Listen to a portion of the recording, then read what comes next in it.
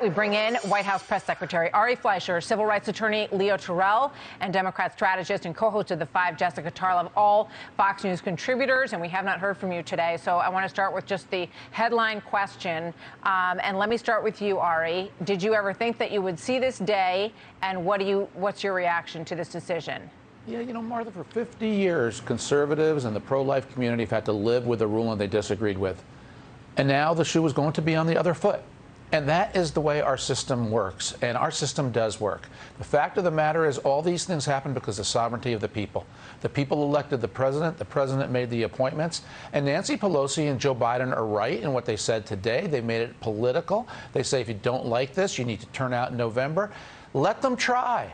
This is the way our system works, and it is the proper ruling. It's an accurate ruling. It is a right ruling. There is no abortion in the Constitution. It should be left up to the people of the states. Our system had a good day today. It all works. Yeah, and Jessica, when I listen to the people in the crowd there, and when I listen to other people who've reacted to this since the leak of this document, you hear a lot of people say, you know, I can't believe people just, you know, the justices just wake up one morning and decide they're going to overturn Roe v. Wade, which has been the law of the land for 50 years. That is not how this works. A case came before the court.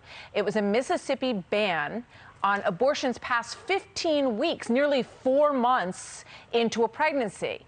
And when they looked at this decision, these particular justices who now make up the court said, you know what, there was never intrinsically in the Constitution a right to give this right in the first place. We need to send this back to the states where people are closer to the decision-making process and they can vote for what kind of environment they want to be in their own state.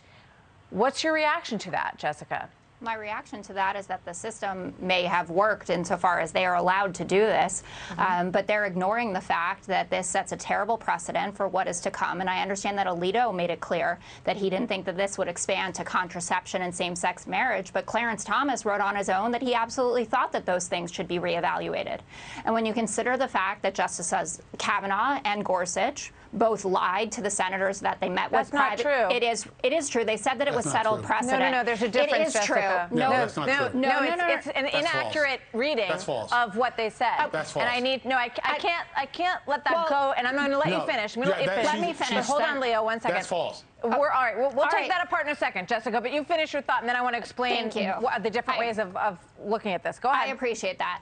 What these justices left in 13 states today that have trigger laws where this comes into effect, and soon to be 26 laws within 30 days or so, is that women who were in some cases raped or have a baby as a product of incest cannot get reproductive health care, where it's going states with personhood bills, for instance, may affect whether we can have IVF treatments. Who knows if they're going to start saying that embryos that are in a frozen locker are suddenly people too. It's going to affect women with less money more, specifically women of color as well. And just telling people, oh, suck it up if you don't like it and cross state lines, that's an undue burden on people who should be able to make these choices. This is not about women who go out and just have a one-night stand and say, oh, I'll just have an abortion to take care of it. Abortion is often part of family planning decisions. A lot of women who want to bring their children to term cannot. What about ectopic pregnancies, for instance? If you do not have an abortion when you've had an ectopic pregnancy, you can die from it. And in a number of conservative states, these Supreme Court justices have shown that they do not care if those women die. Okay. Those are all examples that are all over the board. But I just want to point out one thing. Saying as a judge at the time during a hearing that you accept, which is the word that they used, that there is a settled law based on Roe v. Wade is not the same as saying how you would decide on that law if a new case were to come before you. And whether we're talking about liberally appointed justices or conservatively appointed justices across the board when we watch these hearings, they always refrain from saying how they would determine a case that is brought before them when they are on the court. You can easily say, I accept that that's settled law. I mean, look at Plessy versus Ferguson, which was separate but equal and on the books for a long time, which was then rightfully overturned by Brown versus the Board of Education. So I just want to point that out. That's what each of those individuals said. They said, I accept that it's settled law. They did not go so far as to say how they would determine if they were confronted with a new case. Long-winded, but important. Leo, go ahead. Your reaction today. Well, first of all, you're absolutely right. Plessy versus Ferguson. Look, 30 years of practicing civil rights law and constitutional law, and everything Jessica said, respectfully, wrong. Plessy versus Ferguson, 1896. No, you can laugh all you want. 1896, Brown versus Board of Education, 1954. 58 years they got it right. And for you to inject the race card and say about black, 20 million black babies aborted since 1973. But let me just focus on the law, because that's what I think I know.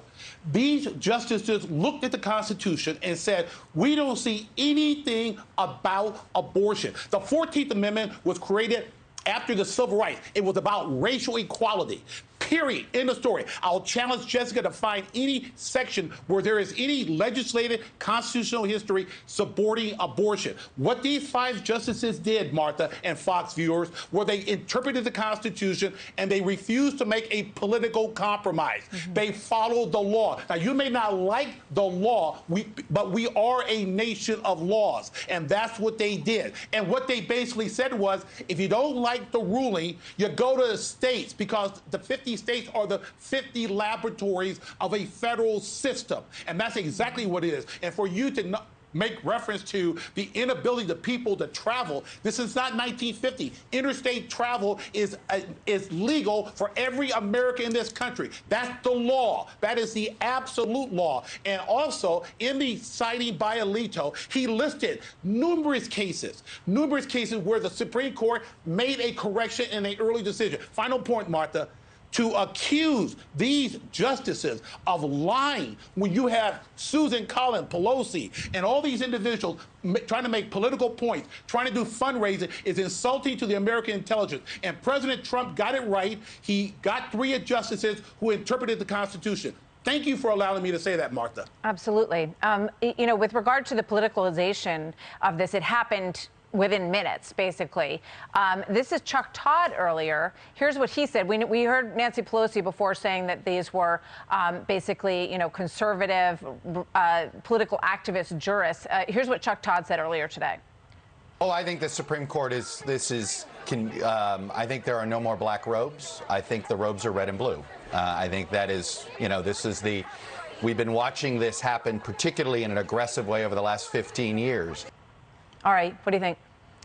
Every time somebody does something conservative, the media say it's not based on facts, it's not based on truth, it's not based on analysis or history or law.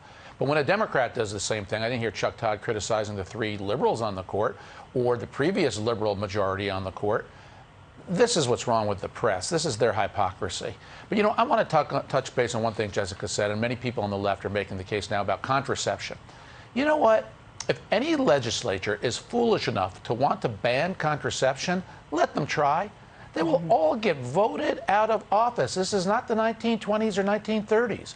But the principal point is the people's representatives and legislatures have the right to make these decisions. What the Constitution and the Declaration grant us, the inalienable right to life, liberty, and the pursuit of happiness. A lot of the rest of it is up to legislatures. So if they want to try to ban contraception, which is the big fear now on the left, not a single one would do it, because the American people, left, right, and center, would rise against them. But it is the prerogative of legislatures to make these decisions under our system. That's how it should work. Jessica, I'll let you respond to that. I know how the system works. I'm not a constitutional lawyer, but I'm pretty well read about it. And the point that I was making wasn't that these justices did anything wrong vis-a-vis what they could actually do, but that the implications of what they have done are so dire for millions of women across this country. And I would like to see if these conservative legislatures that Ari is speaking about are going to suddenly grant maternity leave for everybody, if there are going to be entitlements put in to help mothers who are now going to be taking care of babies that they did not want. If every man that takes part in conceiving a child, one-night stand at a nightclub, if suddenly he's on the hook for child support, will we have universal pre-K everywhere? Will the conservative party... Stop saying, oh, God, this is what it looks like out there in the real world. I just can't believe you're using this quality time to push a Democratic agenda. Go ahead. I'll be quiet. Go ahead. Keep talking. It's ridiculous. It's not ridiculous, Leo. I am a Democrat, but most of all, I'm a woman who just went through a pregnancy. And I know... Oh, I'm sorry, were you pregnant recently? Finish your thought. No. You know what? Look, There are so the many. fact of the matter is, let me just point out something. Let me just point out some facts here.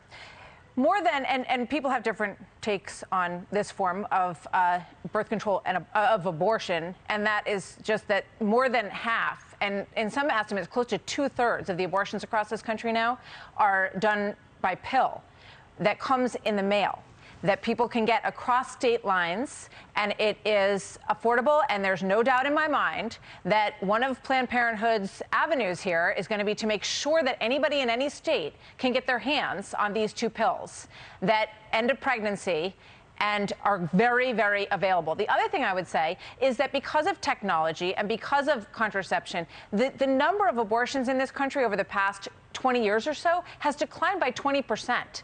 And I don't know what happened, Jessica, and I'm going to end here. I'm going to ask you to respond to this. What happened to the Democrat line of thinking that abortion should be safe and legal and rare?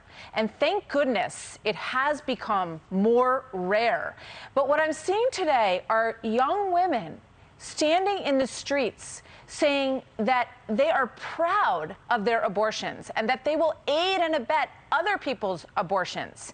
And this is a turn in this conversation that I do find disturbing, and it, you know, we're a long way from the universal feeling that it should be as rare as possible. I am not an activist standing in the streets screaming about how proud I am of having had an abortion. I haven't had one, but certainly if I had, it would not be something that I would hide from people, but want to use as an instructive piece of a conversation about how important having access to reproductive health care is for women. And to your point about the decline in abortions, that's exactly the reason that Roe v. Wade should stay in place. There was a spike in the late 80s to early 90s, and as you point out yourself, Martha, it has been declining since then. What will happen now that the justices have made this decision is that there will be a spike again, but they will be unsafe abortions. They will be back alley abortions in many cases. It doesn't seem like there's a need for that, because there's going to be transportation, there's going to be places where you can get an abortion if you want to have one. If you work at Amazon, they're going to pay for it for you. How many women work 2 jobs? Right? And support a family already and get pregnant, and then you tell them, you just, no big deal. Like Leo says, just hop on the highway, no big deal. What about the money for that? What about the time? I'm going to give the final thought to Leo here, because I know he has something else he really wants to say. Leo, go ahead. Yes. Thank you very much. I did not say what you just said. Those are classic Democratic talking points. Martha, if you scan all these other left-wing programs, you know what they're saying? Like how this subject is about Roe v. Wade, but they expand it to everything on the Democratic platform. For example, they're talking about this affecting interracial marriages.